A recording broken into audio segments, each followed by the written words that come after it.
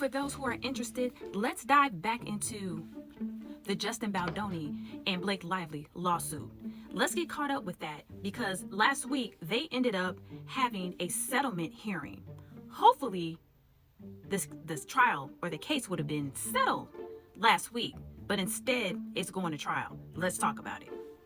So on Wednesday, February 11th, Blake Lively and Justin Baldoni failed to reach a settlement at a hearing in New York City.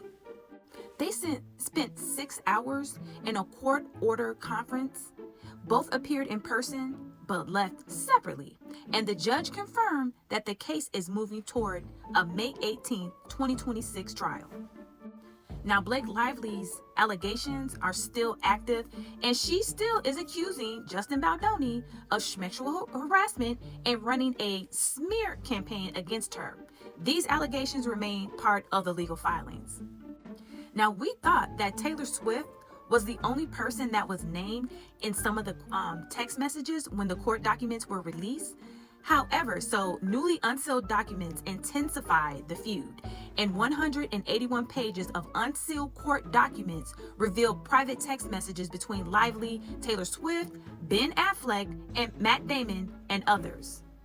This showed how deep the conflict had become behind the scenes, and I believe more or less on Blake's part, because it's like she got all these other people involved to kind of gang up on Justin, like I've said in the past, to be on her side, to push this narrative that he was harassing her in some type of way.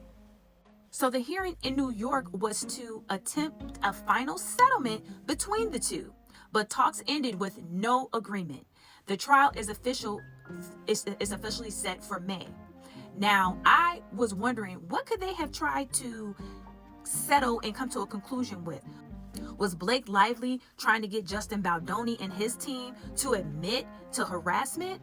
Or was Justin Baldoni's team trying to get Blake to admit that there wasn't any harassment and to make a statement on both sides, and they both were not willing to give in? I guess we won't know until court.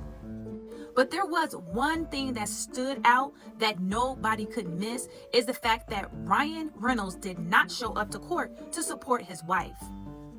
Now, Justin Baldoni showed up with his wife arm in arm.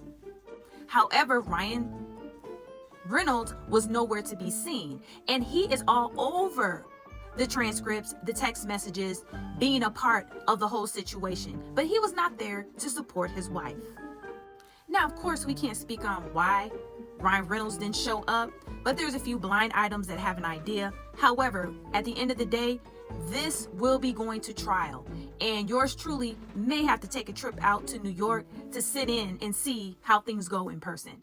You guys let me know what you think in the comments, and we'll be back to follow up with some more of this, because as it gets closer and closer to the trial, I'm wondering what else will drop. But we know as far as today that there's not a settlement and they're going to trial.